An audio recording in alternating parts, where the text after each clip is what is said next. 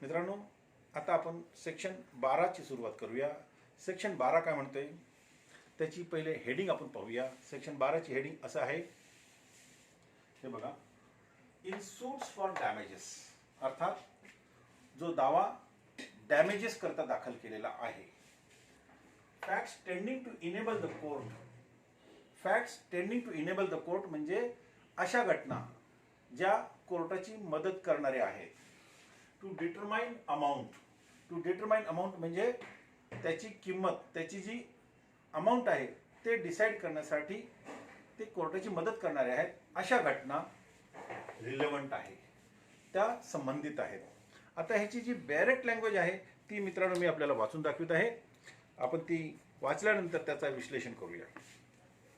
In suits in which damages are claimed.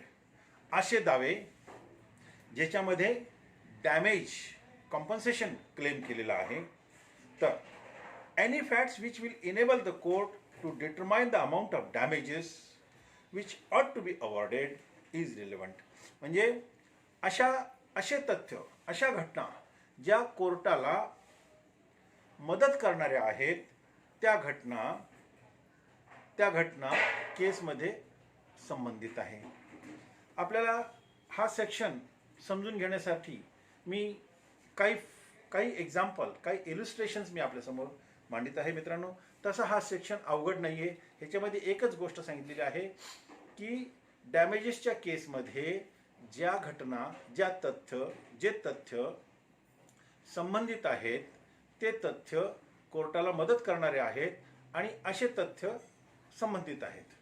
तर मित्रांनो, ह्याच्यामध्ये मी काही इलिस्ट्रेशन जर आपल्याला दिले तर हा पॉईंट आपल्याला लगेच क्लिअर होईल. ह्याच्यामध्ये समजा ए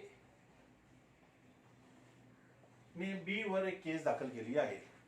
एक व्यक्तीने बी वर केस दाखल केलेली आहे. कशासाठी दाखल केलेली आहे की त्याने, बी ने रॅश अँड नेग्लिजंट ड्रायव्हिंग करून ऍक्सिडेंट केला होता, म्हणून त्यांनी एक केस दाखल केलेली आहे 5 लाख रुपयाची. मित्रांनो, ए ने बी वर रॅश अँड नेग्लिजंट ड्रायव्हिंगची केस दाखल केलेली आहे. त्याचा क्लेम त्यांनी 5 लाखाचा केलेला आहे. आता बीचा डिफेन्स, बी हा कार ड्रायव्हर आहे आणि ए हा मोटरसायकलवर होता. ए आपल्या मोटरसायकलवर होता, त्याने बी वर केस दाखल केलेली आहे. बी हा कार ड्रायव्हर होता. अमाऊंट आहे 5 लाख रुपयाची. बीचा डिफेन्स असा आहे, काय आहे? बी असा म्हणतो की ए जो गाडी चालवत होता, मोटरसायकल चालवत होता, तो झिगझॅग मॅनरमध्ये चालवत होता, असे चालवत होता आणि त्याच्यामुळे हा ऍक्सिडेंट घडलेला आहे. आता ए ने कोर्टासमोर काय फॅक्ट्स आणलेले आहेत की बी हा रॅश अँड नेग्लिजंट ड्रायव्हिंग करत होता, म्हणून माझं नुकसान झालेलं आहे, म्हणून मला मार लागलेला आहे, म्हणून माझी मोटरसायकल तुटली आहे आणि मला सुद्धा दुखापती झालेल्या आहेत. बीचा डिफेन्स त्याच्यासमोर, कोर्टासमोर असा आहे की ए हा झिगझॅग गाडी चालवत होता, म्हणजे अशी, आणि रॅश अँड नेग्लिजंट हा स्वतः आहे, त्याचं स्वतःचं कॉन्ट्रीब्युशन आहे. आता ए ने जी फॅक्ट्स कोर्टासमोर आणली ती रॅश अँड नेग्लिजंटची आणली. बी ने कोर्टासमोर अशी फॅक्ट्स आणली की ए हा नेग्लिजंट ड्रायव्हिंग करत होता, ए हा झिगझॅग मॅनरमध्ये गाडी चालवत होता.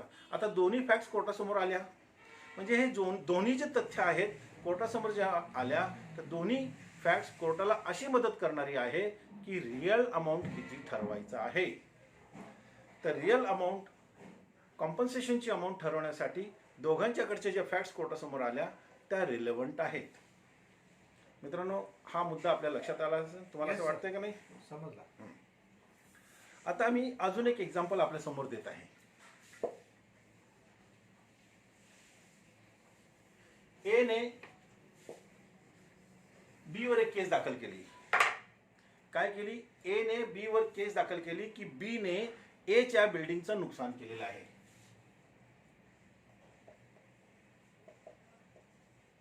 ए ने बी वर केस दाखल केली की बी ने ए च्या बिल्डिंगचं नुकसान केलेलं आहे आणि त्यांनी एक 10 लाख रुपयाची केस दाखल केलेली आहे. ए ने बी वर 10 लाख रुपयाची बिल्डिंग डॅमेज केल्याची केस दाखल केलेली आहे.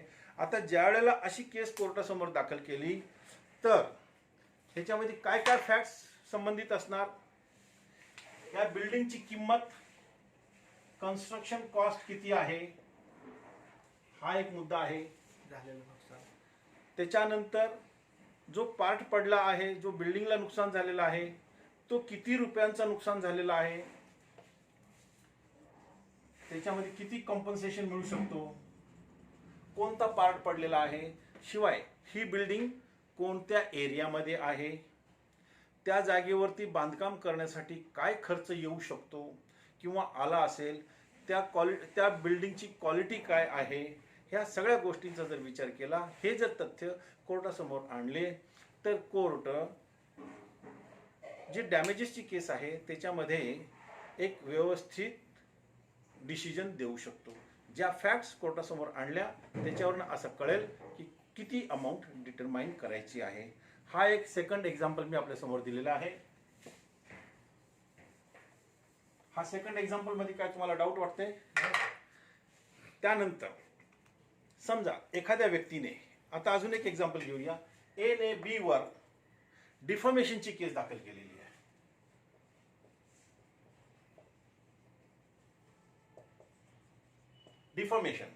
डिफॉर्मेशन की बाबा ह्या माणसाने माझी इज्जत घालवलेली आहे, जे काय त्यांनी केस दाखल केलेली आहे. आता डिफॉर्मेशनच्या केसमध्ये जर ए ने केस दाखल केली आहे, तर ए ची मार्केटमध्ये रेप्युटेशन काय आहे,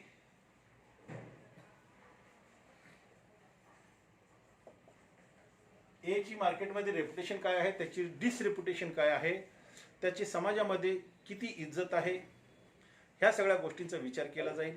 तसंच ए ला मेंटल एगॉनी म्हणजे मानसिक त्रास किती झाला असेल, ह्या सगळ्या गोष्टींचे जे तथ्य आहेत ते कोर्टासमोर आणल्यानंतर कोर्ट असं डिसाईड करू शकतो की किती रक्कमची अमाऊंट, किती रक्कम कॉम्पन्सेशन म्हणून द्यायची आहे, असं ते डिसाईड केलं जाईल. आणि ज्या काही घटना त्याच्यामध्ये घडलेल्या असतील, ज्या तथ्य त्यात घडले असतील, ते तथ्य कोर्टासमोर आणल्यानंतर कोर्ट हे डिसाईड करू शकतं की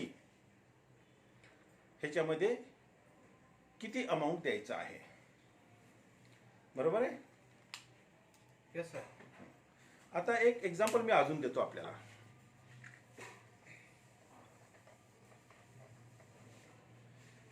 ए ह्या व्यक्तीची जमीन सरकारने लँड ऑफ एक्विजिशन ऍक्ट खाली एक्वायर केलेली आहे. ए ची जमीन एक्वायर केली आहे.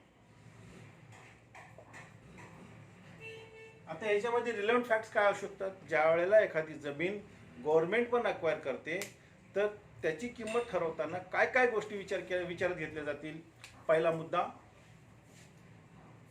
क्वालिटी कसली आहे, त्या जमिनीची क्वालिटी कसली आहे, म्हणजे त्या जमिनीमध्ये काय पैदाइश होत आहे, त्या जमिनीची जी माती आहे ती कोणत्या प्रकारची आहे. एक, त्या जमिनीमध्ये झाडं किती आहेत, ट्री म्हणजे किती झाडं आहेत, या जमिनीतून उत्पन्न किती आहे, प्रोडक्शन काय आहे,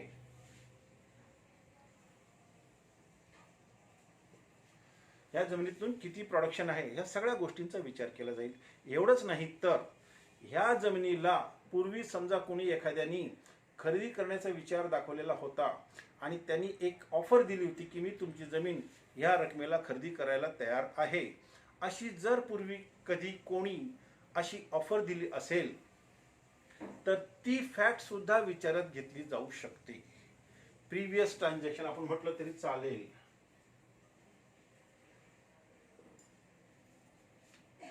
प्रिव्हियस ट्रान्झॅक्शन समजा एक 4 वर्षापूर्वी 1 एकर जमीन, आता आज समजा गव्हर्नमेंटने 1 एकर जमीन एक्वायर करण्याचा विचार केलेला आहे. ए ह्या व्यक्तीची 1 एकर जमीन गव्हर्नमेंट एक्वायर करीत आहे आणि 4 वर्षापूर्वी ह्या जमिनीची किंमत बी ह्या व्यक्तीने 10 लाख रुपये ऑफर केली होती की मी तुला 10 लाख रुपये देत आहे, आणि त्यांचा ॲग्रीमेंट पण झाला असेल. नंतर कालांतराने तो कॅन्सल झाला असेल. हे केव्हा झालेलं आहे? ज्या वेळेला गव्हर्नमेंटने जमीन एक्वायर करण्याचे ठरवल्याच्या अगोदर. आता ज्यावेळेला गव्हर्नमेंटने एक्वायर करायला सुरुवात केली त्यावेळेला जर हा साठेखत किंवा ॲग्रीमेंट या ए व्यक्तीने कोर्टासमोर आणलं की बाबा 4 वर्षापूर्वी मला 10 लाख रुपये मिळत होते आणि आज जर गव्हर्नमेंट मला 5 लाख रुपये देत असेल तर चुकीचं आहे. मग ती जी फॅक्ट आहे, ते जे तथ्य आहे, ते सुद्धा कोर्ट विचारात घेऊ शकतो. मित्रांनो, सेक्शन 12 जो आहे तसा सोपा आहे, तसा अवघड नाही आहे. तर माझं असं मत आहे की सेक्शन 12 आपल्याला समजला असेल. होय सर. आता आपण सेक्शन 13 कडे जाऊया. मित्रांनो, सेक्शन 13 काय म्हणतो? सेक्शन 13 जो आहे तो आपल्याला कस्टम्स आणि राईट्स याबाबत आपल्याला माहिती देत आहे. कस्टम्स अँड राईट्स आपण कशाला म्हणतो? म्हणजे जुन्या ज्या रूढी रीती रिवाज आहेत त्याला आपण कस्टम्स म्हणतो. आणि राईट्स म्हणजे लोकांचे अधिकार, म्हणजे त्याच्यासाठीच असा शब्द वापरला आहे, कस्टम्स अँड राईट्स. आपल्या बॅरेट लँग्वेजमध्ये सेक्शन 13 मध्ये काय म्हटलेलं आहे? Facts relevant. म्हणजे फॅक्ट्स रिलेव्हंट. व्हेन रिलेव्हंट, केव्हा रिलेव्हंट आहेत ते? Facts relevant when right or custom is in question. म्हणजे जो राईट आणि कस्टम्स आहे हे अस्तित्वात आहेत किंवा नाही आहे याबाबत जर प्रश्न निर्माण झाला तर त्याच्या संदर्भातली जेवढे फॅक्ट्स असतील ते सर्व फॅक्ट्स रिलेव्हंट आहे. आता बॅरेट लँग्वेजमध्ये पुढे काय म्हटलेलं आहे ते आपण पाहूया मित्रांनो. वेअर द क्वेश्चन इज, असा जर प्रश्न निर्माण झाला, where the question is as to existence of म्हणजे कशाचा? Any right or custom, the following facts are relevant. म्हणजे जर कस्टम्स आणि राईट्स हे अस्तित्वात आहेत किंवा नाही हे असा जर प्रश्न निर्माण झाला तर फॉलोइंग फॅक्ट्स आर रिलेव्हंट. ते कोणते फॉलोइंग फॅक्ट्स आहेत? ते जे फॅक्ट्स आहेत ते कोणते आहेत ते आता आपण पाहूया. पहिला, any transaction by which right or custom was created. इथे शब्द असा वापरला आहे एनी ट्रान्झॅक्शन. हा जो ट्रान्झॅक्शन शब्द आहे हा एक वायडर सेन्समध्ये वापरलेला आहे. या ट्रान्झॅक्शनमध्ये सर्व प्रकारच्या फॅक्ट्स इन्क्लूड होत आहेत. आता ते कोणकोणत्या फॅक्ट्स आहेत, कसं आहेत, जसं जसं आपण पुढे जाऊया समजून घेण्यासाठी, त्यावेळेला आपल्याला कळेल ह्या ट्रान्झॅक्शन शब्दामध्ये काय काय मोडत आहे किंवा काय काय इन्क्लूड आहे. तर पुन्हा एकदा घेतो. Any transaction by which right or custom was created. म्हणजे राईट आणि कस्टम्स क्रिएट कसे झाले, ते कसे निर्माण झाले त्याबाबत सांगत आहे. क्लेम्ड म्हणजे हे कस्टम्स आणि राईट्स आपल्या अस्तित्वात आहे असा दावा ज्या वेळेला आपण करत असतो, क्लेम्ड. मॉडिफाईड, त्याला दुरुस्त केलेलं आहे. कशाला? कस्टम्स आणि राईट्सला आपण दुरुस्त केलेलं आहे. रिकॉग्नाइज्ड म्हणजे मान्य केलेलं आहे. असर्टेड, त्याचा आपण ठामपणे अवलंब केलेला आहे. आणि डिनाईड किंवा त्याला आपण नामंजूर केलेलं आहे. पुढे काय म्हटलंय? Or which was inconsistent with its existence. किंवा अशा फॅक्ट्स, अशा घटना ज्या ह्या कस्टम्स अँड राईट्सच्या अगदी उलट आहेत, अशा ज्या घटना आहेत, अशा ज्या काही फॅक्ट्स आहेत त्या रिलेव्हंट आहेत, असा सेक्शन 13 क्लॉज नंबर ए आपल्याला सांगत आहे. आता क्लॉज नंबर बी काय म्हणते? पर्टिक्युलर इन्स्टान्सेस. पर्टिक्युलर इन्स्टान्सेस ह्याचा अर्थ काय? विवक्षित उदाहरणे. म्हणजे काही ज्या एखाद्या ठराविक घटना घडल्या असतील वेगळ्या, पर्टिक्युलर इन्स्टान्सेस इन विच, ज्यामध्ये काय झालेलं आहे? In which the right or custom was claimed. ज्याच्यामध्ये राईट किंवा कस्टम हा क्लेम केलेला आहे, म्हणजे त्याला आपण तो असल्याचा दावा केलेला आहे त्यावेळेला. रिकॉग्नाइज्ड मान्य केले, किंवा एक्सरसाइज म्हणजे त्याचा आपण वापर केलेला आहे. Or in which it's exercise was disputed, किंवा त्याचा जो वापर आहे तो डिस्प्यूट केलेला आहे. तो वापर जो आहे त्याच्यामध्ये विवाद उपस्थित केलेला आहे त्या फॅक्ट्समध्ये. Asserted or departed from. Asserted म्हणजे त्याला आपण ठामपणे अवलंब केलेला आहे, किंवा डिपार्टेड फ्रॉम त्याच्यापेक्षा वेगळं काहीतरी केलेलं आहे. अशा ह्या ज्या घटना आहेत, अशा ज्या ह्या घटना आहेत त्या सगळ्या सेक्शन 13 प्रमाणे कोर्टामध्ये रिलेव्हंट फॅक्ट्स आहेत.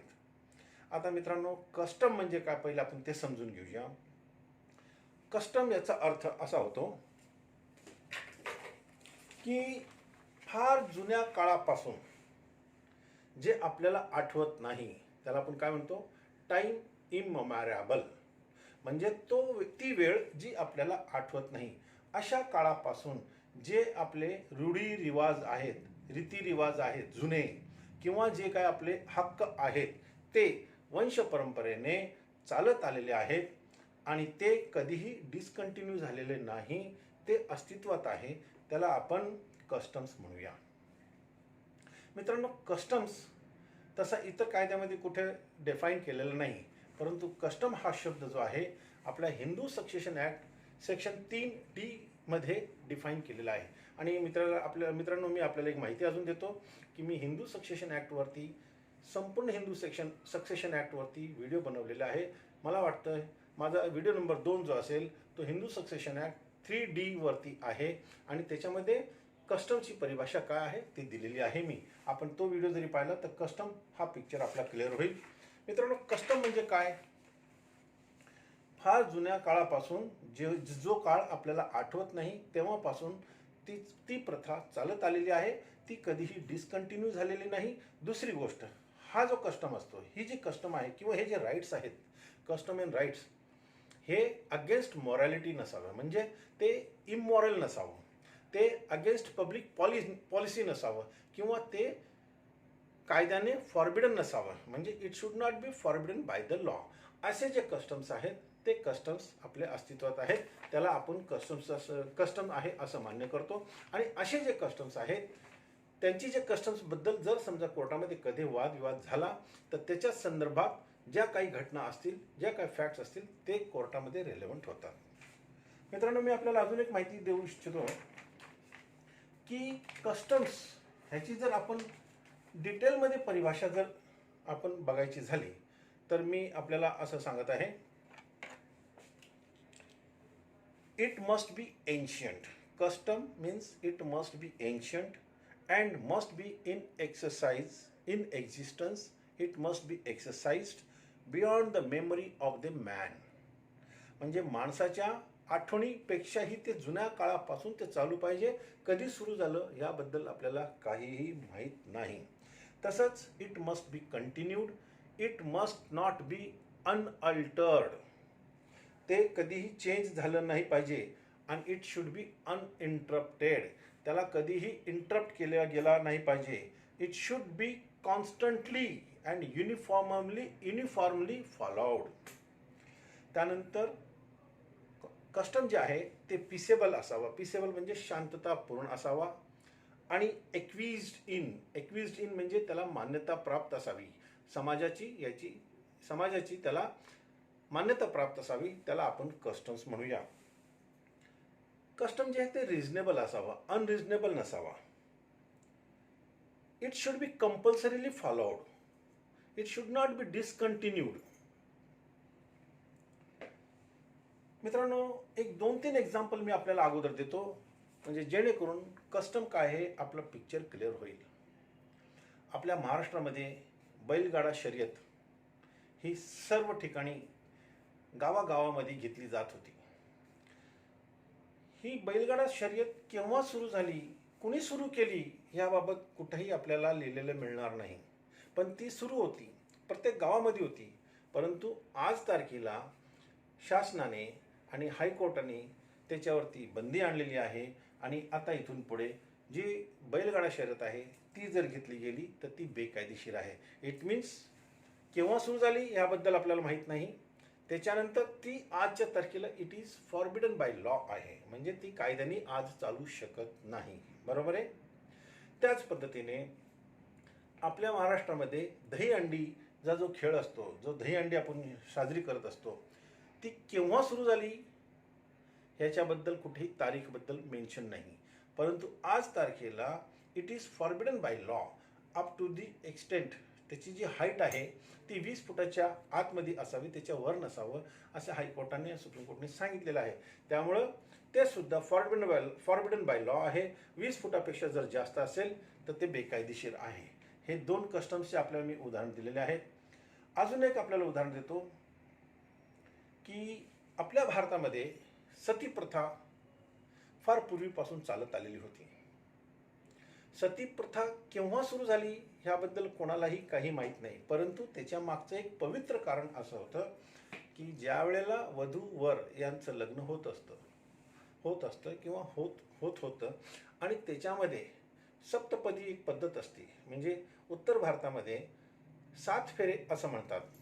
ज्यावेळेला तुम्ही 7 फेरे घेतात त्यावेळेला भटजी त्यांना अशी शपथ घ्यायला लावतात की आम्ही 7 जन्म एकत्र राहणार आहे, आम्ही एकमेकांचा साथ सोडणार नाही.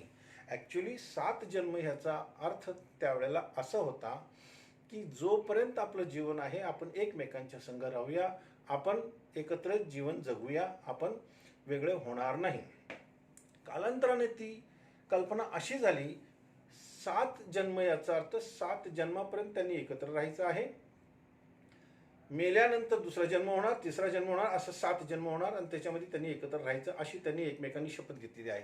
मग अशा वेळेला जर समजा त्या बाईचा नवरा मेला तर ते असं म्हणायचे लोक की आता तुझा नवरा मेलेला आहे, तू 7 जन्मापर्यंतची शपथ घेतलेली आहे, त्यामुळे तू आपल्या नवऱ्याबरोबर सती हो.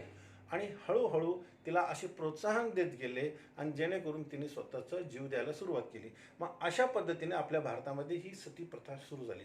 परंतु हे तसं म्हणायला गेलं तर इमॉरल होतं, अगेन्स्ट पब्लिक पॉलिसी होतं. म्हणून आपल्या देशाचे एक जे सामाजिक कार्यकर्ते होते राजाराम मोहन राय, त्यांनी आपल्या प्रयत्नांनी इंग्रजी सरकारच्या माध्यमातून का होईना ते 19व्या शतकामध्ये 1800 आणि 19च्या दरम्यान त्याला ती बंद करायला लावली आणि ती आज बंद झाली. आजच्या तारखेला सती प्रथा ही फॉरबिडन बाय लॉ आहे. आपल्या ही गोष्ट लक्षात आली असेल.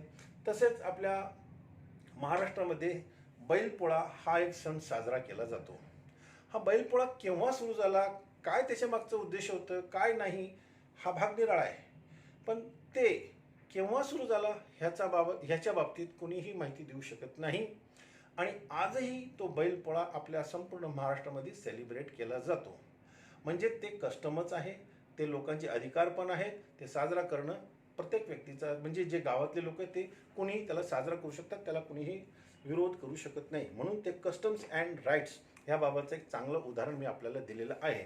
मित्रांनो, कस्टम्स अँड राईट्स हे सिद्ध कसं करायचं, जर समजा कोर्टामध्ये केस आली तर आपण त्याला सिद्ध कशी करू शकतो, ह्याच्यामध्ये मी 2-3 गोष्टी आपल्या समोर सांगत आहे. मी जसं आता आपल्याला सांगितलं होतं, एनी ट्रान्झॅक्शन हा जो शब्द आहे हा एक वायडर सेन्स म्हणून वापरलेला आहे. ह्याच्यामध्ये काय काय येते आपल्याला उदाहरणाद्वारे मी समजून सांगत आहे.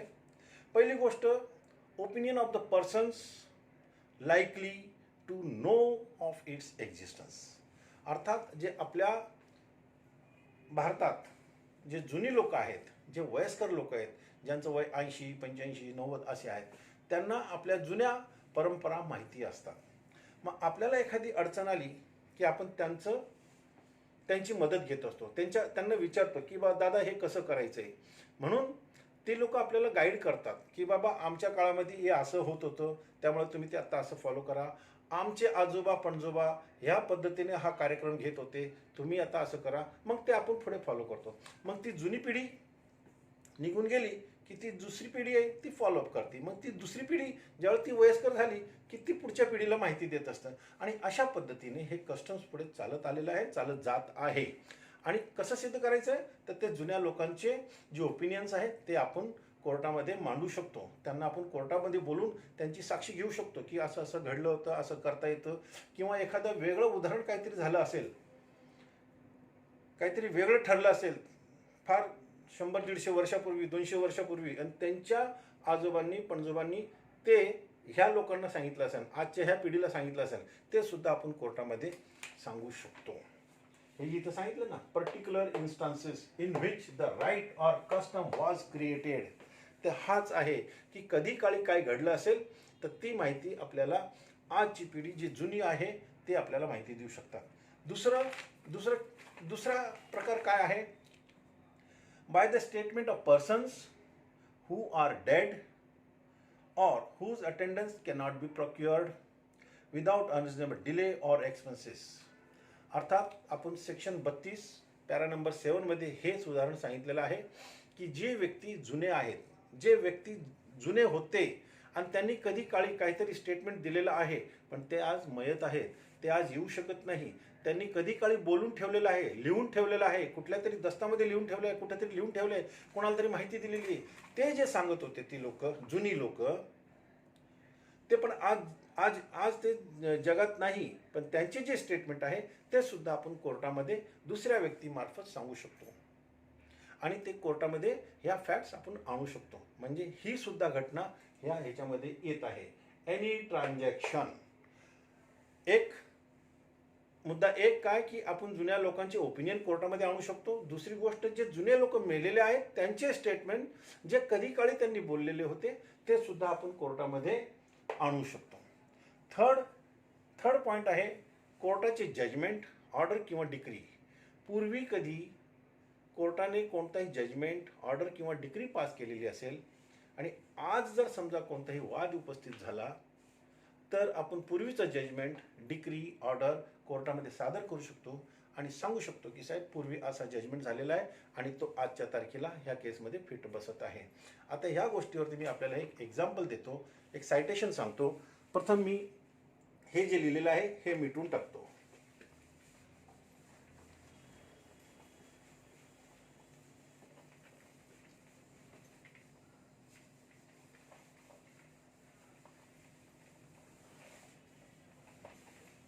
येस मित्रांनो, मी एक सायटेशन आपल्यासमोर सांगत आहे. तो सायटेशन असा आहे,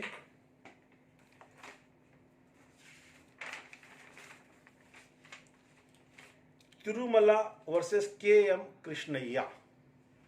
Tirumala versus KM. Krishnaiah, all India reporter 1998, supreme court 1132.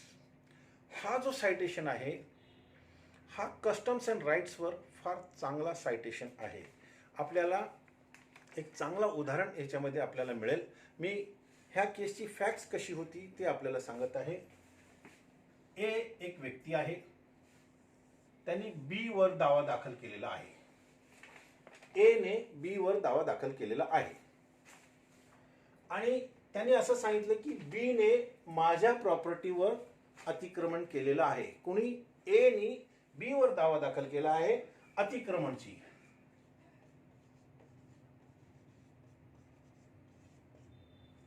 म्हणजे ट्रेसपासर. ट्रेसपासर इन द सेन्स तो जागेचा वापर करतोय म्हणून तो जागेवरती त्यांनी यायचं नाही असा ए ने दावा दाखल केलेला आहे. आता ज्या वेळेला कोर्टामध्ये केस चालली तर बी ने असं सिद्ध केलं की ही जी प्रॉपर्टी आहे, हा जो प्लॉट आहे तो प्लॉट ए चा नाही, तो प्लॉट बी चा पण नाही, तो प्लॉट गावठाणचा आहे, गावाचा आहे, पब्लिक प्रॉपर्टी आहे.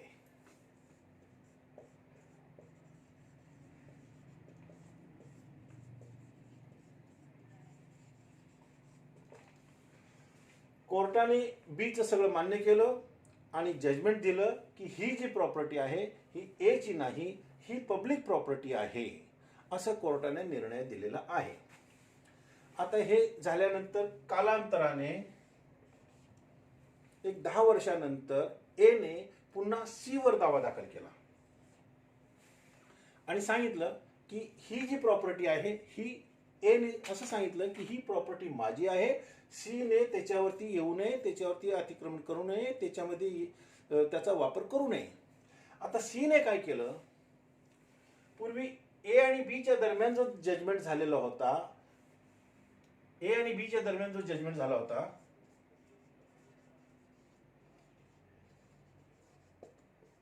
तो कोर्टात दाखल केला. ए आणि बी च्या दरम्यान झालेला जजमेंट सी ने कोर्टात दाखल केला आणि सांगितलं की कोर्टाला असं सांगितलं की हे बघा, हे पूर्वी असा जजमेंट झालेला आहे, त्याच्यामध्ये असं डिक्लेअर केलेलं आहे की ही जी प्रॉपर्टी आहे ही ए ची नाही, तो निष्कारण लोकांना त्रास देतो आणि ही प्रॉपर्टी गावाची प्रॉपर्टी आहे, पब्लिक प्रॉपर्टी आहे, त्यामुळं ही प्रॉपर्टी वापरण्याचा हक्क सर्वांना आहे. हा जजमेंट झाला. कोर्टाला हे त्यांनी सी ने हे जजमेंट कोर्टात आणलं. मग हा मॅटर सुप्रीम कोर्टापर्यंत गेला. सुप्रीम कोर्टाने मी जे सांगितलं AR 1998 supreme court 1998 supreme court page number 1132 यामध्ये असं सांगितलंय, काय सांगितलं बघा, means judgment not inter parties are admissible. हा जो जजमेंट आहे हा ए आणि सी च्या दरम्यानचा आहे का? नाहीये. हा जो जजमेंट आहे तो ए आणि बी च्या दरम्यानचा आहे. म्हणजे this judgment is not inter parties of A and C, but this judgment was previously given against A between A and B. So this judgment also is a fact. आणि जे मी सांगितलं सेक्शन 13A मध्ये जे सांगितलं any transaction, हा judgement त्याच्यात मोडतो. Any transaction ह्या शब्दामध्ये येतो आणि त्यामुळं मी सांगितलं की एनी ट्रान्झॅक्शन हा वायडर सेन्समध्ये आहे. त्याच्यामध्ये पूर्वीचा जो जजमेंट आहे तो सुद्धा इन्क्लूड होत आहे. मित्रांनो, आपण सेक्शन 13चा जो आता अभ्यास केलेला आहे त्याच्यामध्ये आपल्या इंडियन एव्हिडन्स ॲक्ट बेरेक्ट लँग्वेजच्या नंतर म्हणजे बेरेक्टमध्ये एक एक्झाम्पल दिलेला आहे. तो मी आपल्याला वाचून दाखवतो म्हणजे आपला पिक्चर अजून जास्त क्लिअर होईल. मित्रांनो, मी जे पुस्तक फॉलो करत आहे ते आपले जे रिटायर्ड जज SS वाघ साहेब आहेत त्यांनी लिहिलेलं पुस्तक आहे बेसिक लॉ ऑफ एव्हिडन्स. हेच पुस्तक मी फॉलो करत आहे. ह्याच्यात फार चांगल्यापैकी त्यांनी माहिती दिलेली आहे आणि बेरेक्ट आणि तसेच ह्याच्यामध्ये कॉमेंट्री फार छान आणि सुंदर पुस्तक आहे. मी SS वाघ साहेबांचा आभारी आहे की त्यांनी हे पुस्तक लिहिलेलं आहे आणि मी ते फॉलो करत आहे, आपल्या माहितीसाठी सांगितलेलं आहे. हां, आता मी हे म्हणत होतो की ह्या पुस्तकामध्ये म्हणजे आपली जी सरकारची छापलेली बेरेक्ट लँग्वेज आहे त्याच्यामध्ये जे एक्झाम्पल दिलेलं आहे ते मी वाचित आहे. काय म्हटलेलं आहे बघा, the question is whether A has a right to fishery. एला एक तलाव आहे त्याच्यामध्ये फिशरी मच्छी पालन करण्याचा अधिकार आहे का नाही आहे. जसं आपण सांगितलं कस्टम्स अँड राईट्स, आता इथं राईट्सचा प्रश्न चाललेला आहे. Whether A has a right to fishery. आता ह्याच्यात काय सांगितलेलं आहे, a deed conferring the fishery on A's ancestors. ए चे जे पूर्वज होते त्यांना कोणता तरी एक दस्त करून देण्यात आलेला होता. a deed conferring the fishery on A's ancestors.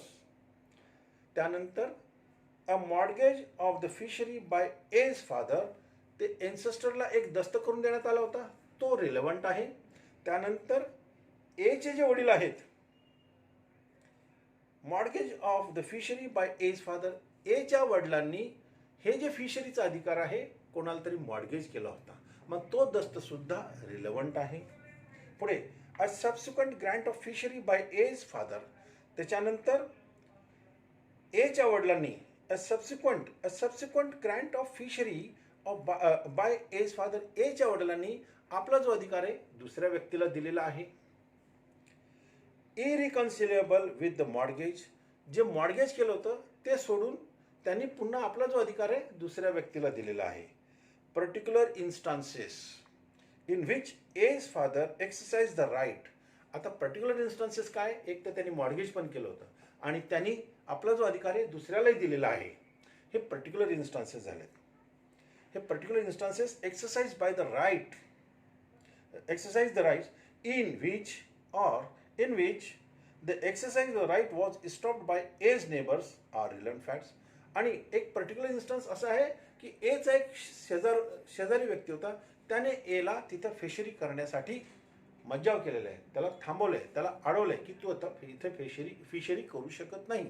आता ह्या सगळ्या ज्या गोष्टी आहेत म्हणजे पूर्वी एच्या पूर्वजांना जो दस्त करून देण्यात आला होता तो काय सांगतोय, यांना अधिकार आहे. एच्या वडिलांनी पुढे जाऊन तो मॉर्गेज केला, हे पण सांगत आहे की यांच्याकडे फिशरीचे अधिकार होते. त्यांनी नंतर तो अधिकार दुसऱ्याला दिला, हे सुद्धा अधिकार असं सांगत आहे की तो तिथे फिशरी करत होता. मग अशा परिस्थितीमध्ये ज्या वेळेला एच्या शेजाऱ्या एका व्यक्तीने एला तिथं फिशरी करण्यास मज्जाव केला, अडवलं, तर ह्या ज्या पूर्वीच्या ज्या घटना आहेत, पूर्वीच्या ज्या फॅक्ट्स आहेत, पूर्वीच्या जे इन्स्टान्सेस आहेत, ह्या सर्व इन्स्टान्सेस ह्याच्यामध्ये रिलेव्हंट आहेत. मित्रांनो, मला असं वाटतं सेक्शन 13 आता आपल्याला पूर्णतः आणि व्यवस्थित समजला असेल.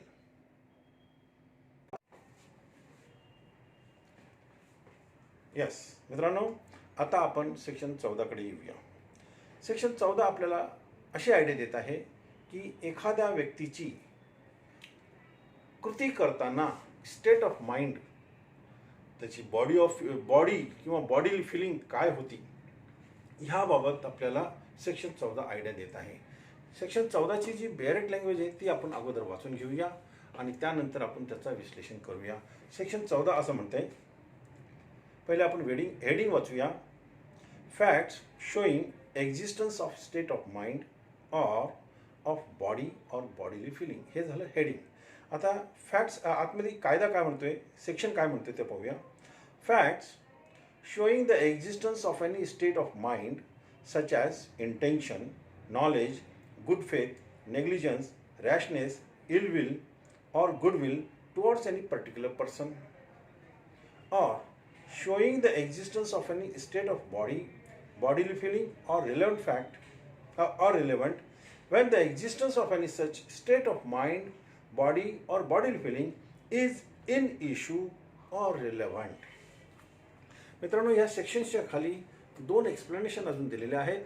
ते एक्सप्लेनेशन आपण ह्या सेक्शनचं विश्लेषण केल्यानंतर आपण करूया.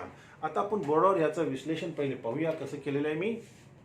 सर्वात अगोदर काय सांगितलेलं आहे, fact showing existence of state of mind, अर्थात व्यक्तीचा स्टेट ऑफ माइंड किंवा बॉडी फिलिंग घटना घडत असताना काय होती. मित्रांनो, कुठल्याही व्यक्तीच्या डोक्यामध्ये काय विचार चाललेले आहेत हे कोणीही जाणून घेऊ शकत नाही. हे विचार त्या व्यक्तीच्या डोक्यात काय आहेत हे जाणून घेण्यासाठी त्यांनी ज्या कृती केलेल्या आहेत, त्यांनी ज्या ॲक्ट केलेल्या आहेत, त्या ॲक्टवरून आपण असं ठरवतो की त्याची जी ॲक्ट आहे, त्यांनी जे काम केलेलं आहे ते इल विलमध्ये केलेलं आहे का गुड विलमध्ये केलेलं आहे. तो त्याच्या कामामध्ये रॅशनेस होता का नेग्लिजंट होता, त्याची इंटेन्शन काय होती, त्याचा नॉलेज काय होता, ह्या सगळ्या गोष्टींची जी माहिती आपल्याला मिळते किंवा जे रिलेव्हंट फॅक्ट्स आहेत त्या ज्या वेळेला आपण कोर्टासमोर मांडतो, त्या फॅक्ट्सवरनं आपण असं डिसाईड करतो की त्या व्यक्तीचा जो माइंड होता, तो स्टेट ऑफ माइंड जो होता, त्याच्यामध्ये काय होतं, इंटेन्शन त्याचं होतं का नाही होतं, नॉलेज होतं का नाही होतं, गुड फेथ होतं का नाही, नेग्लिजन्स होता का नाही, रॅशनेस होता का नाही, इलविल होता का नाही, गुडविल होतं का नाही. अर्थात एखादा व्यक्ती ज्या वेळेला कुठल्या व्यक्तीवर म्हणजे दुसऱ्या व्यक्तीवर हल्ला करतो किंवा मारामारी करतो किंवा काहीतरी त्याला इजा पोचवतो, त्यावेळेला त्या व्यक्तीच्या डोक्यामध्ये सुरुवातीला काय आहे हे आपल्याला माहीत नाही. उदाहरण द्यायचं जर झालं की त्या व्यक्तीच्या डोक्यामध्ये इल विल आहे का गुड विल आहे हे आपण कसं ठरवणार. समजा एक इमारत आहे आणि समजा ती इमारत 6 फ्लोअर उंचीची आहे. 4थ्या आणि 5व्या फ्लोअरवरती आग लागलेली आहे. 6व्या फ्लोअरमध्ये जी लोक आहेत त्यांना वाचवण्याचा प्रयत्न केला जात आहे. ए व्यक्ती त्या फ्लॅटमध्ये, त्या बिल्डिंगमध्ये टेरेसवरनं आतमध्ये येऊन त्या फ्लॅटमधल्या काही लोकांना वाचवण्याचा प्रयत्न करीत आहे आणि त्या बिल्डिंगच्या बाहेर खाली बाल्कनीच्या बाहेरच्या बाजूला खाली जमिनीवर काही लोक अशी चादर घेऊन उभे आहेत. ती ह्याकरिता उभे आहेत की वरून जो उडी मारणारा माणूस आहे त्या चादरवरती त्याला आपण धरूया म्हणजे त्याला मार लागणार नाही. ए हा व्यक्ती त्या फ्लॅटमध्ये गेलेला आहे, त्यांनी सगळ्या लोकांना रेस्क्यू केलेला आहे, परंतु तिथे एक लहान बाळ होतं. त्या लहान बाळाचा जीव वाचवायचा होता, तर त्यांनी काय केलं, वरून त्या लहान बाळाला खाली जी लोक चादर घेऊन उभे आहेत त्या लहान बाळाला वरून खाली फेकून दिलं की त्याला मार लागू नये. खाली जमिनीवर पडलं तर मार लागणारच, तर मरूनच जाईल. तर त्यांनी त्या लहान बाळाला 6व्या फ्लोअरवरून खाली त्या चादरचे जिथे चादर पकडलेले तिथे फेकून दिलं. परंतु तो मुलगा, तो जो लहान बाळ आहे तो जिथून फेकला तिथून खाली येईपर्यंत रस्त्यामध्येच त्या 6व्या फ्लोअरपासून जमिनीपर्यंत येईपर्यंत जिथे चादर धरलेली आहे त्याच्यामध्येच तो मरून गेला.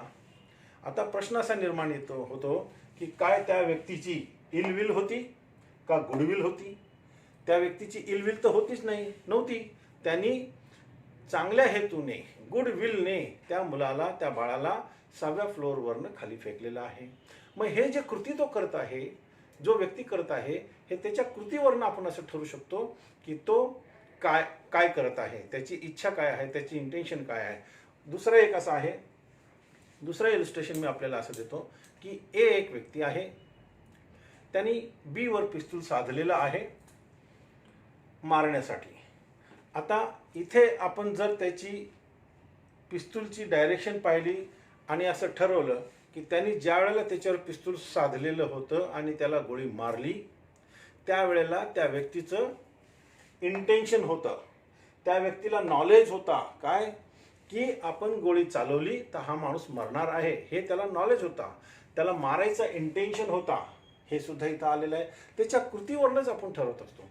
परंतु काही कृती करण्याआधीच आपण असं कधीच ठरवू शकत नाही की त्याची काय इच्छा होती, त्याचं जे ॲक्ट आहे हे कशामध्ये मोडत आहे हे आपण पहिले अगोदर सुरुवातीला ठरवू शकत नाही.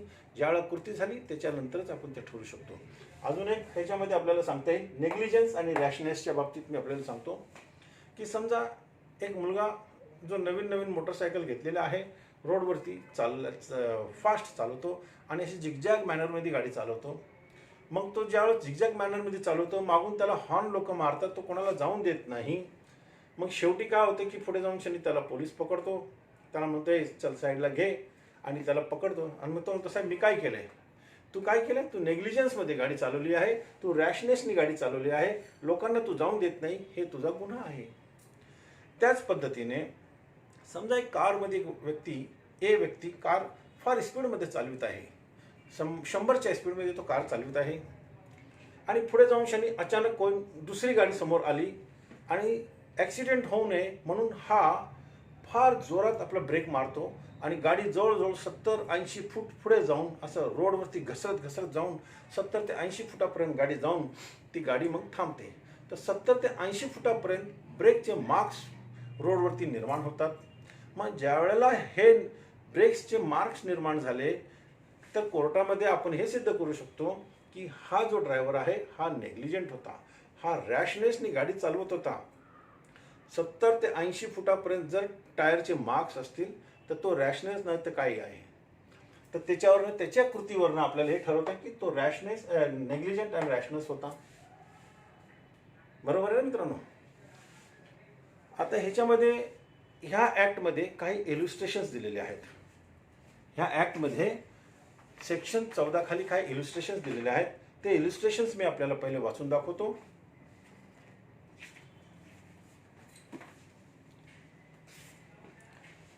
मी डायरेक्ट इल्युस्ट्रेशन नंबर I वाचत आहे, जो आपल्याला उपयोगी पडेल. मित्रांनो, ह्या सेक्शन खाली एकूण 16 इल्युस्ट्रेशन दिलेले आहेत. 16 इल्युस्ट्रेशन जर मी घ्यायचा विचार केला तर आपल्याला खूप वेळ जाईल, परंतु मी हा सेक्शन आपल्याला समजून सांगण्यापुरते जेवढे इल्युस्ट्रेशन्स आपल्याला आवश्यक आहे तेवढे मी घेत आहे. इल्युस्ट्रेशन I. A is charged with shooting at B. A is charged with shooting at B with intent to kill him. त्याला मारण्याच्या उद्देशाने त्याने त्याला हे केलेलं आहे, शूटिंग केलेलं आहे. In order to show A's intent, the fact of A's having previously shot at B may be proved. ह्या A ने पूर्वी सुद्धा B वर अशाच प्रकारचा अटॅक केला होता हे दाखवणारे जे फॅक्ट्स आहेत, जर या फॅक्ट्स आपण जर कोर्टासमोर आणल्या तर त्याचा हा पूर्वी सुद्धा इंटेन्शन होता हे आपल्याला सिद्ध होत आहे. मित्रांनो, हा इल्युस्ट्रेशन मी हटकून का वाचला? आपल्याला ह्या सेक्शनच्या खाली जो ह्या सेक्शनच्या खाली जो एक्सप्लेनेशन दिलेला आहे तो समजावा त्या दृष्टिकोनात मी हा इल्युस्ट्रेशन वाचलेला आहे. आता मी आपल्याला जो इल्युस्ट्रेशन हा इल्युस्ट्रेशन वाचला जो मी ह्याच्याबरोबर एक्सप्लेनेशन 1 वाचत आहे, जेणेकरून आपल्याला हा सेक्शन व्यवस्थित समजेल. ह्याच्या एक्सप्लेनेशन 1 मध्ये काय म्हटलेलं आहे? A fact relevant as showing the existence of relevant state of mind must show the state of mind exists not generally, but in a reference to particular matter in question. म्हणजे जर एखाद्या व्यक्तीचे state of mind तुम्हाला जर सिद्ध करायचं असेल तर तुम्हाला पर्टिक्युलर फॅक्ट आपल्याला कोर्टासमोर आणली पाहिजे. पर्टिक्युलर व्यक्तीच्या विरुद्ध केलेल्या गुन्ह्याबाबतचे पर्टिक्युलर फॅक्ट्स आपल्याला कोर्टासमोर आणले पाहिजे आणि जनरल फॅक्ट्स नाही. म्हणून मी हा इलिस्ट्रेशन आई वाचला. त्यात काय म्हटलेलं आहे की ए ने बी वर फायरिंग केली आणि प्रॉसिक्युशननी अशी स्टोरी पुढे आणली की ए ने पूर्वी सुद्धा बी वर फायरिंग केली होती. हे पर्टिक्युलर इन्स्टन्स आहे. ए ने बी वर पूर्वी सुद्धा हल्ला केला होता आणि ए ने आता बी वर जो हल्ला केलेला आहे हे त्याचं इंटेन्शन दाखवत आहे. आणि पर्टिक्युलर ह्याचा अर्थ त्यांनी जो गुन्हा केलेला आहे तो पर्टिक्युलर फॅक्ट्स बाबत आहे, इतर गुन्ह्याबाबत नाही. उदाहरण द्यायचं जर झालं परत ह्याच्यामध्ये की समजा ए ने बी वर फायरिंग केलं आणि पूर्वी ए ने सी वरती सुद्धा फायरिंग केलेलं आहे, ए ने डी वरती सुद्धा फायरिंग केलेलं आहे, ए ने ई वरती सुद्धा फायरिंग केलेलं आहे.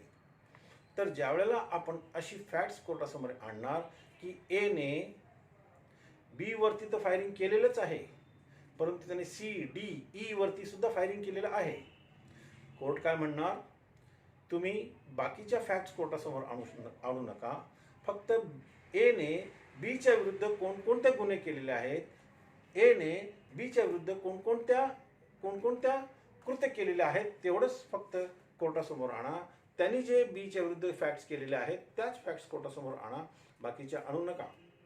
म्हणजे बाकीचे जे गुन्हे झालेले आहेत सी डी ईच्या विरुद्ध ते ह्या केसमध्ये इरिलेव्हंट आहे. ते ह्याचा अर्थ असा आहे की पर्टिक्युलर फॅक्ट्सबद्दल बोला, इतर फॅक्ट्सबद्दल बोलू नका. आता हा झाला एक्सप्लेनेशन 1. ह्याच्यामध्ये एक्सप्लेनेशन 2 काय म्हणते ते आता बघूया.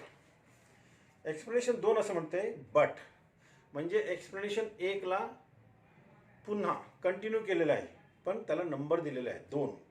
But where upon the trial of a person accused of an offense, जो गुन्ह्याचा आरोपी आहे, जो गुन्ह्यामध्ये आरोपी आहे त्याची ज्यावेळेस ट्रायल चाललेली असती, the previous commission by the accused of an offence is relevant. पूर्वी त्यांनी जे गुन्हे केलेले आहेत ते रिलेव्हंट आहेत, पण केव्हा असं सांगितले within the meaning of this section, ह्या सेक्शनच्या अंतर्गत त्यांनी जे पूर्वी गुन्हे केलेले आहेत ते रिलेव्हंट आहेत. किंवा the previous conviction of such person shall also be relevant. जर त्यांनी पूर्वी गुन्हे केले असतील आणि ते पूर्वीचे जे गुन्हे आहेत त्याच्यामध्ये जर त्याला कन्व्हिक्शन झालं असेल तर मग रिलेव्हंट आहे. अर्थात याच उदाहरणाला आपण पुन्हा घेऊया की ए ने बी वर फायरिंग केलेलं आहे आणि त्याची ट्रायल चालू आहे. एच्या अगेन्स्टमध्ये बीचा खून केल्याचा आरोप ए वर चालू आहे. तर अशा केसमध्ये ए ने सी डी ई यांचा सुद्धा खून केलेला आहे आणि त्या केसमध्ये ए ला कन्व्हिक्शन झालेली आहे.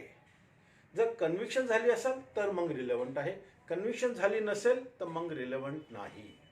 हे फक्त ह्याच्यामध्ये असं सांगितलेलं आहे. तर मित्रांनो, सेक्शन 14 मध्ये जे एक्सप्लेनेशन आहे ते हेच आहे. आता सेक्शन 14च्या खाली अजून एक इलिस्ट्रेशन दिलेलं आहे, तो मी आपल्याला दाखवतो. तो इलिस्ट्रेशन आहे ओ काय म्हणते बघा. A is tried for the murder of B by intentionally shooting him dead. त्याला intentionally shoot केलेला आहे.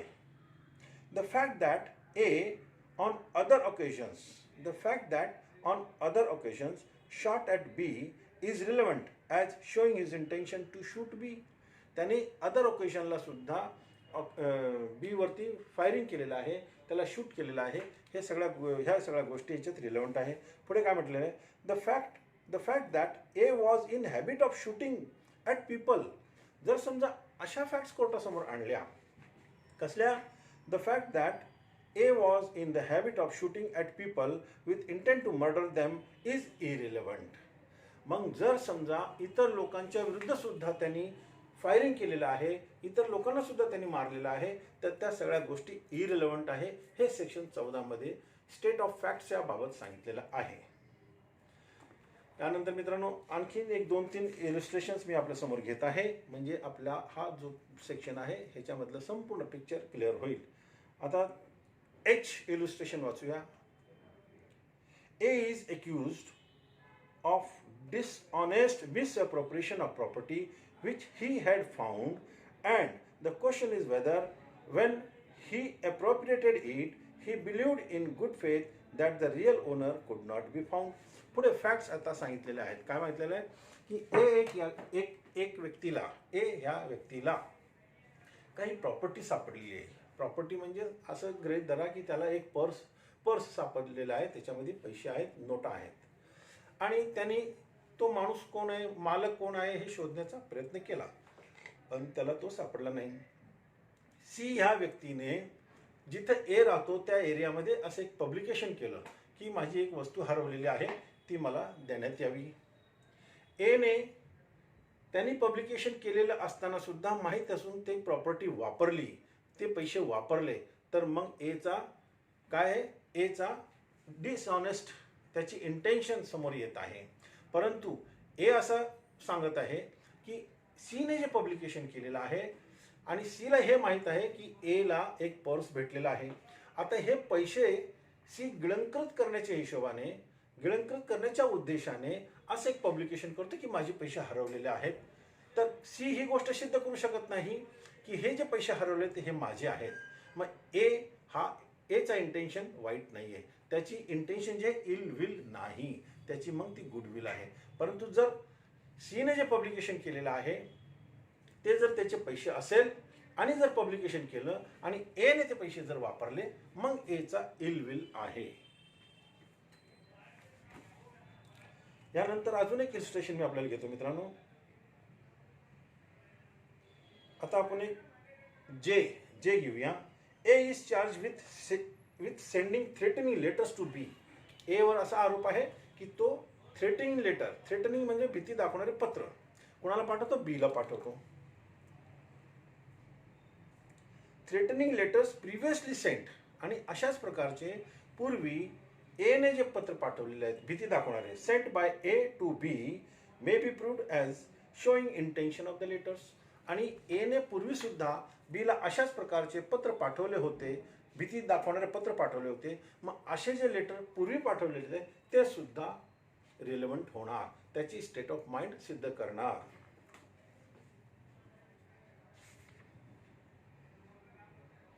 अजून एक आता घेतो.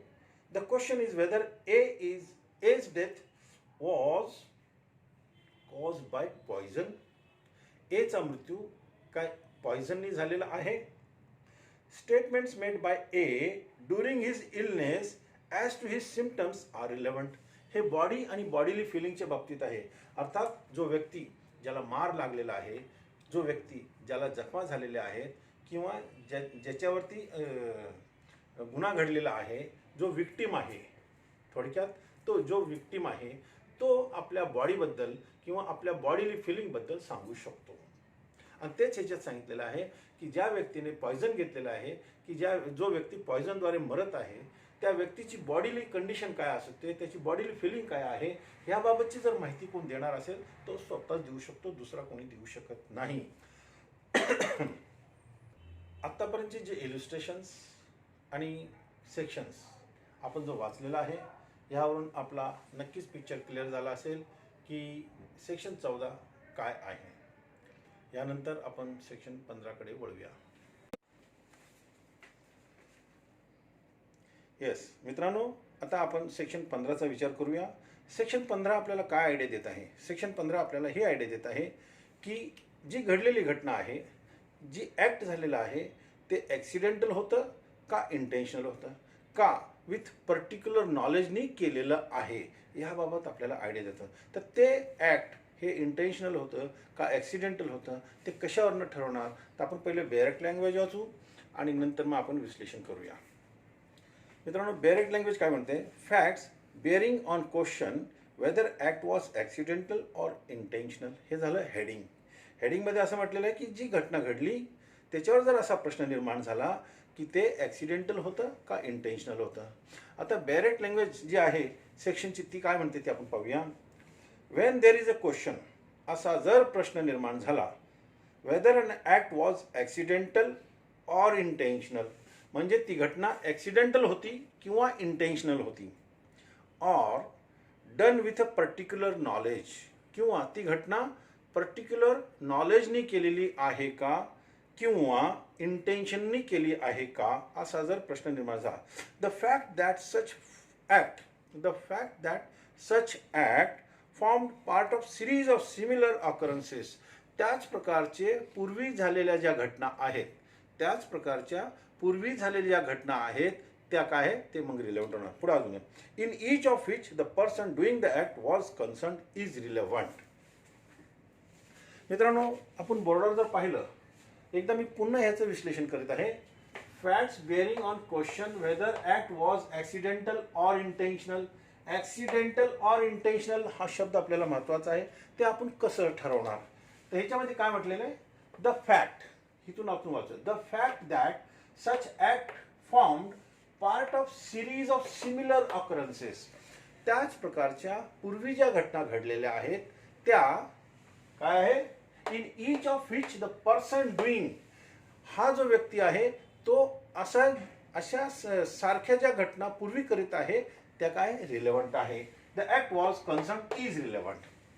आता मी हा सेक्शन समजवण्यासाठी, हा सेक्शन आपल्याला व्यवस्थित समजावा ह्याच्यासाठी मी आपल्याला एक इलुस्ट्रेशन देत आहे.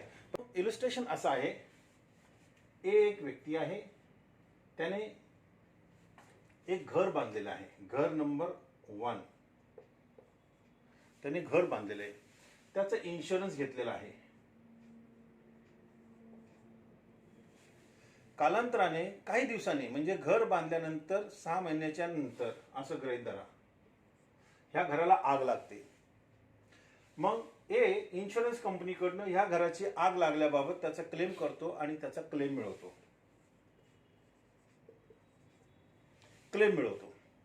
त्यानंतर दुसऱ्या वर्षी हा एक दुसरं घर बांधतो. त्या घराला सुद्धा 6 महिन्याने पुन्हा आग लागते आणि तो घर जळून जातो आणि त्याच्यानंतर पुन्हा ते घर नंबर 2 बाबत इन्शुरन्सचा क्लेम मिळवतो आणि पैसे मिळवून घेतो. आता काही दिवसानंतर तो पुन्हा घर नंबर 3 बांधतो. तिसरं घर बांधला, त्यावेळेला सुद्धा त्या घराला आग लागली आणि पुढे जाऊन त्यांनी त्याचं क्लेमचं ॲप्लिकेशन केला आणि त्याचा क्लेम प्रोसिजरमध्ये आला. इथं मग इन्शुरन्स कंपनी जागी झाली. त्यांनी असा विचार केला की ह्या माणसाच्याच घराला का आग लागत आहे. मग त्यांनी इन्क्वायरी केली, इन्व्हेस्टिगेशन झालं. इन्व्हेस्टिगेशन झाल्यानंतर त्यांना कळालं की ह्या माणसाची सवयच आहे, ह्या माणसाचं इंटेन्शन आहे की तो घर घेतो, त्याचा इन्शुरन्स क्लेम करतो, त्याचा इन्शुरन्स प्रीमियम भरतो, इन्शुरन्स घेतो आणि नंतर त्या घराला आग लावतो कुठल्या तरी परिस्थितीमध्ये आणि नंतर इन्शुरन्स क्लेम करतो. मग त्याचं जे ॲक्ट आहे, त्यांनी पहिलं जे घर जाळलं, दुसरं जे जाळलं, नंतर तिसरं जाळलं, हे त्याचं जे घर त्यांनी जाळण्याची जी कृती केली ते ॲक्सिडेंटल नव्हतं, ते इंटेन्शनल होतं. हा पॉईंट लक्षात आला मित्रांनो. तर त्याची जी पूर्वीची जी कृती आहे, पूर्वी त्यांनी जे काम केलेलं आहे त्याच्यामुळं असं माहिती मिळते की त्याची जी ॲक्ट आहे ते इंटेन्शनल आहे, ॲक्सिडेंटल नाही. यानंतर मित्रांनो मी तुम्हाला दुसरं एक उदाहरण देत आहे. Second example. A married with B took insurance. B चे संग लग्न करतो आणि B चा इन्शुरन्स घेतो. काही दिवसानंतर B ची डेथ होते, B ची मृत्यू होते. इन्शुरन्स क्लेम करतो आणि त्याला पैसे मिळून जातात. नंतर पुन्हा C बरोबर लग्न करतो आणि तिचा इन्शुरन्स उतरवतो. त्यानंतर ती सुद्धा काही दिवसानंतर मरून जाते आणि तिचाही इन्शुरन्स क्लेम करतो, तो क्लेम मिळून जातो. नंतर तो ए पुन्हा डी बरोबर लग्न करतो. ज्यावेळेला ती परत मेली आणि तो इन्शुरन्स क्लेम करतो त्यावेळेला इन्शुरन्स कंपनी जागी होते की बाबा एच्याच बायकोला का आग लागत आहे, सॉरी एचीच बायको का मरत आहे, की तीच का आजारी पडत आहे, तिला काय प्रॉब्लेम आहे एच्याच बायकोला. मग ते इन्व्हेस्टिगेशन झालं तर कळालं की ए आपल्या बायकोचं इन्शुरन्स घेतो, नंतर काहीतरी कारण घडवतो, तिला आजारी पाडतो, तिला काय करतो, तिला मारून टाकतो आणि नंतर तो क्लेम घेतो. मग ह्याचे जे कृती आहेत पूर्वी म्हणजे बी बरोबर लग्न झालं, ती मेली आणि त्याचा क्लेम घेतला, सी मेली त्याचा क्लेम घेतला, आता डी मेली त्याचा क्लेम घ्यायचा प्रयत्न होतो. मग ह्याचे ज्या पूर्वीच्या ज्या कृती आहेत त्याच्या ज्या ऍक्ट आहेत त्या ऍक्सिडेंटल नाहीत, त्या इंटेन्शनल आहेत. या दोन गोष्टीवरून आपल्याला हे कळालं असेल. हे सिरीज ऑफ ट्रान्झॅक्शन आहेत. एने बी बरोबर लग्न केलं, ती आजारी पडली आणि त्याने इन्शुरन्सचा क्लेम घेतला. ही पहिली फॅक्ट झाली. म्हणजे सिरीज इथं जे सांगितलं ना sir, the fact that such act formed part of series of similar occurrences in each of each the person doing the act was concern. मग आता एने बीचा अगोदर इन्शुरन्स घेतला आणि ती मेली, ही जी फॅक्ट आहे हे रिलेव्हंट झाली. एने सी बरोबर लग्न केलं, ती मेली, त्याच्यानंतर तिचा इन्शुरन्स घेतला, ती मेली, ही जी फॅक्ट आहे ही सुद्धा रिलेव्हंट आहे. त्याचप्रमाणे हे जे सिरीज ऑफ ट्रान्झॅक्शन आहेत हे सर्व काही रिलेव्हंट झालेले आहेत. आता एक दुसरा उदाहरण आपण घेऊया. थर्ड एक्झाम्पल काय आहे की ए ने बी ला काउंटरफिट कॉइन दिलेला आहे, काउंटरफिट रुपीज दिलेले आहेत, म्हणजे बोगस पैसे दिलेले आहेत, बोगस काउंटरफिट रुपीज. आणि असा हा चार्ज आहे की त्यांनी काउंटरफिट पैसे ह्या बीला दिलेले आहेत. आता हे सिद्ध करण्यासाठी एच असं म्हणणं आहे की माझ्याकडनं ऍक्सिडेंटल झालेलं आहे, मी हटकून त्यांना हे पैसे दिले नव्हते. मग ए ने पूर्वी सी ला सुद्धा काउंटरफिट पैसे दिले होते, काउंटरफिट रुपीज दिले होते, ही सुद्धा रिलेव्हंट गोष्ट होणार आहे. ए ने डी ला सुद्धा पैसे दिले, खोटे पैसे दिले, हे सुद्धा रिलेव्हंट होणार आहे. ए ने ई ला काउंटरफिट पैसे दिले, हे सुद्धा रिलेव्हंट होणार आहे. मग अशा पद्धतीने ज्या वेळेला ए चे पूर्वीचे जे कृती आहेत ते सर्व काय आहे रिलेव्हंट आहेत. आणि म्हणून सांगितलेलं आहे इथं पुन्हा आता एकदा बघूया. When there is a question, आता इथं प्रश्न काय आहे, when there is a question whether an act was intentional or accidental. त्याची जी ऍक्ट आहे ऍक्सिडेंटल आहे किंवा इंटेन्शनल आहे हे सिद्ध करायचं आहे. प्रॉसिक्युशन काय म्हणणार आहे, इंटेन्शनल आहे, तो काय म्हणतोय ऍक्सिडेंटल आहे. मग जर त्याची ऍक्सिडेंटल असेल तर प्रॉसिक्युशन काय करणार, त्याचे इंटेन्शन दाखवण्यासाठी पूर्वी त्यांनी केलेले जे कृत्य आहेत ते सर्व समोर आणणार. म्हणजे जसं ए ने पूर्वी सी ला, डी ला, ई ला खोटे पैसे दिले होते, याचा अर्थ हा माणूस ऍक्सिडेंटली हे पैसे नाही दिले, ह्या माणसाने इंटेन्शनली हे पैसे दिलेले आहेत. ही घटना ह्याच्यावर क्लिअर होत आहे. सर एक प्रश्न होता, हा ऍक्सिडेंटल प्रूव्ह करण्यासाठी डिफेन्स कसा घ्यायचा. डिफेन्स तुमचं काम आहे, जो तो म्हणणार मी हे खोटे मी केलेलंच नाहीये. आता इथे जसं आपण उदाहरण घेतलं की ए ने बी ला खोटा रुपया दिला, त्याच्यावरती आरोप झाले, तुम्ही काउंटरफिट पैसे दिले, तो ते हे म्हणणार ना माझ्याकडनं चूक झाली, हो ऍक्सिडेंटल आहे. पण एच्या विरुद्ध पूर्वी सुद्धा असे जर केसेस असतील तर इंटेन्शनल होते, मग तेच आपल्याला म्हणायचं, नसतील तर मग संपलं, तो ऍक्सिडेंटल आहे. एकच केस असेल ती ऍक्सिडेंटल, त्याने सिरीज ऑफ ट्रान्झॅक्शन केलं असेल तर ऍक्सिडेंटल आहे. इंटेन्शनल. Yes, okay. हा मुद्दा तुमच्या आता लक्षात आला असेल. आता मी ह्याच्यामध्ये आपल्याला दोन गोष्टी अजून म्हणणार आहे की सेक्शन 14 जो आहे, सेक्शन 14 मध्ये आपण काय म्हटलेलं आहे, पर्टिक्युलर फॅक्ट बद्दल बोलायचं. आणि सेक्शन 15 मध्ये काय म्हणतो, इतर फॅक्ट्स आपण बोलत आहे. जसं ए ने बी ला खोटे पैसे दिले, ए ने सी ला खोटे पैसे दिले, ए ने डी ला खोटे पैसे दिले, हे काय झालं, वेगवेगळे ट्रान्झॅक्शन झालेत. मग इथं ते रिलेटेड आहे कारण ऍक्सिडेंटल केस आहे, ऍक्सिडेंट सिद्ध करण्यासाठी. पण 14 मध्ये काय, स्टेट ऑफ माइंड सिद्ध करण्यासाठी पर्टिक्युलर त्या केसबद्दलच बोलायचं. त्याच्यामध्ये असं सांगितलं ना की पर्टिक्युलर केसबद्दल बोला. इतरांना एने बीचं मर्डर केलेलं आहे, एवर जर समजा बीचा मर्डर केल्याचा आरोप आहे तर तुम्ही बीच्या बाबतीत त्यांनी केलेले सगळे गुन्हे सांगा. त्यांनी सीला पण मारलेले आहे, डीला पण मारलेले आहे, ईला पण मारलेले आहे, त्याच्यावरती वेगळ्या केसेस चालू आहेत बाकीचे वेगवेगळ्या ऑकेजनवरती. तर मग त्या इथं रिलेटेड नाही आहेत, कारण ते ॲक्सिडेंट नाही आहे, ते इंटेन्शनलच आहे. पण इथं हे ॲक्सिडेंटल आहे का इंटेन्शनल आहे हे सिद्ध करण्यासाठी त्याच्या इतर जे ट्रान्झॅक्शन आहे ते आपण समोर आणतो, रिलेव्हंट घ्यायचे. ते रिलेव्हंट आहे. येस, होय सर. मुद्दा लक्षात आला आपला. Yes sir. तर मित्रांनो, आता आपण सेक्शन 15 पूर्ण केला आहे. Now friends, we will discuss section 16 of the Indian Evidence Act. Section 16, what gives us idea? It says about the common course of business. अर्थात आपला जो बिझनेस असतो त्या कॉमन कोर्समध्ये आपण जी काही ॲक्टिव्हिटी करत असतं ती घडलेलीच असेल, ती घडली असेल असं कोर्ट प्रिझ्युम करू शकतं. आता ह्याची डायरेक्ट लँग्वेज काय आहे, पहिले आपण हेडिंग बघूया, नंतर त्याचं विश्लेषण करूया. Distance of course of business when relevant, म्हणजे आपण ज्या वेळेला बिझनेस करत असतो, बिझनेसचा अर्थ कोणतंही काम चालू असतं आणि रेग्युलरली ते काम चालत असतं, त्या दरम्यान ज्या काही घटना घडत असतात त्या रिलेव्हंट आहेत. काय म्हटलं, when there is a question, ज्या वेळेला असा प्रश्न निर्माण झाला, when there is a question whether a particular act was done, एक पर्टिक्युलर ॲक्ट ही घडली असेल, केली असेल की नाही, असा जर प्रश्न निर्माण झाला तर existence of any course of business, तिथे जी पद्धत असते त्या पद्धतीमध्ये ते काम झालंय का, जर झालं असेल तर ती ॲक्ट झाली असेल असं गृहीत धरता येतं.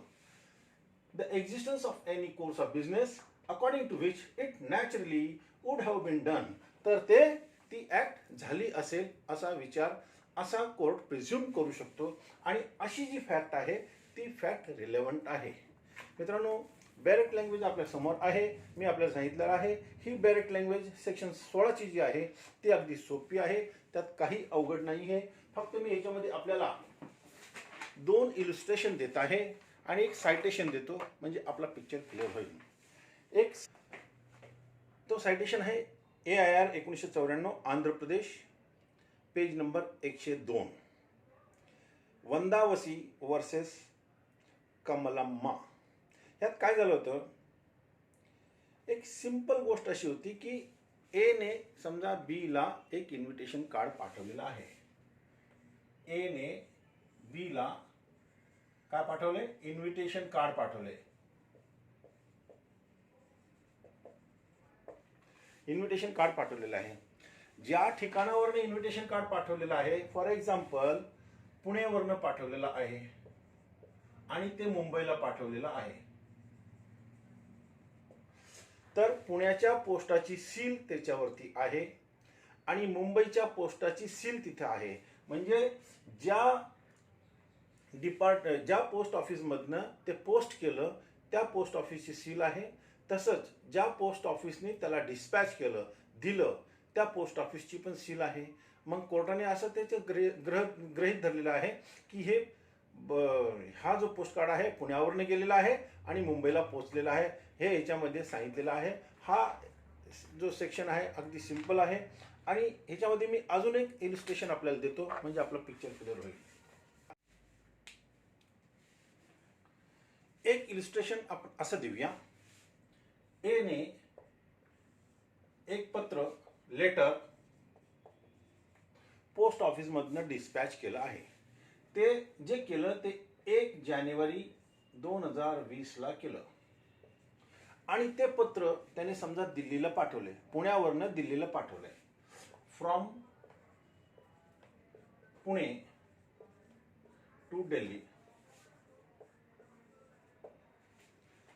properly addressed,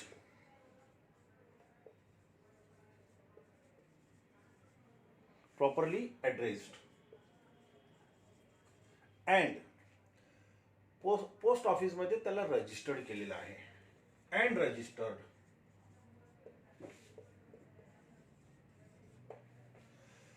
1 जानेवारीला त्याने बरोबर ॲड्रेस सही खरा पत्ता लिहून, व्यवस्थित पत्ता लिहून आणि रजिस्टर्ड केलेलं आहे. ते पत्र पुण्यावरनं दिल्लीला पाठवलेलं आहे. मग कोर्ट असं प्रिझ्युम करू शकतं कोर्ट कॅन प्रिझ्युम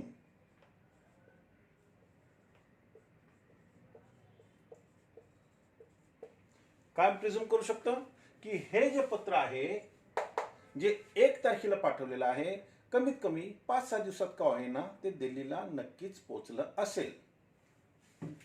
आणि हे कॉमन कोर्स ऑफ बिझनेस आहे. जर समजा पोस्ट ऑफिसमध्ये कोणतीही गोष्ट आपण ज्यावेळेला रजिस्टर्ड पोस्टाने पत्र पाठवत असतो त्यांचा एक डिपार्टमेंट असतो. ते जे स्वीकार करतात, स्वीकार केल्यानंतर ते एका ट्रेमध्ये टाकतात, तिथून तो दुसऱ्या ट्रेमध्ये जातो आणि तिथून ते डिस्पॅच सेक्शनला जातो. हा त्यांचा एक कॉमन कोर्स ऑफ बिझनेस आहे. मग असं जर असेल तर तो पत्र पोचलाच असेल आणि कोर्ट असं प्रिझ्युम करू शकतं की ही जी घटना घडलेली आहे ही नक्कीच घडलेली असेल. असं आपण म्हणू शकत नाही की ते मी पत्र पाठवलंच नाही कारण आपल्याकडे पोस्टल पावती आहे. तर मित्रांनो, माझं असं मत आहे की सेक्शन 16 जो आहे तो आपल्याला समजला असेल. सेक्शन 16 हा अवघड नाही आणि आतापर्यंत आपण सेक्शन 12 ते 16 या व्हिडिओमध्ये व्यवस्थित अभ्यास केलेला आहे. मित्रांनो, सेक्शन 6 पासून सेक्शन 16 पर्यंतचे जे सेक्शन्स आहेत त्याला आपण कनेक्टेड फॅक्ट्स असं म्हणतो. आणि ह्या सगळ्या ज्या फॅक्ट्स हे जे सर्व सेक्शन्स आहेत हे फॅक्ट्सच्या दृष्टिकोनातून खूप महत्त्वाचे आहेत. हे जर सेक्शन्स आपल्याला समजले नाही तर आपल्याला पुढच्या सेक्शन्समध्ये ते पुढचे सेक्शन्स आपल्याला समजायला थोडेसे अवघड जातात.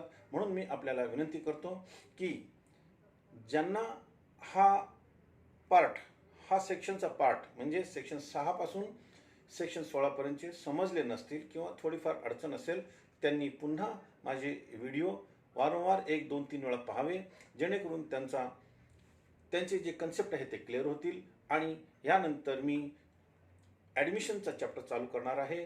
ते सेक्शन्स आहेत 17 पासून 21 पर्यंत आणि सेक्शन 31.